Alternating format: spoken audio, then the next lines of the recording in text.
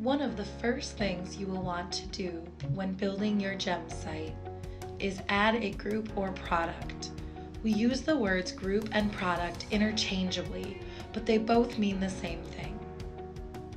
What is a group and why do I need one? A group is really just a number of members you want to manage as one unit.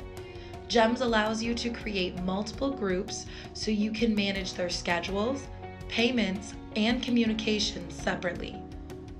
For example, you may train 3 different age groups of players. Each age group could be set up as their own group or product. Once you log into GEMS, hover your mouse over the main menu. Click on Products. In company settings, you may have changed this name to Groups, Teams, etc. In the top right corner, you will see Add a New Product. Once clicked, the Add a New Product modal will appear.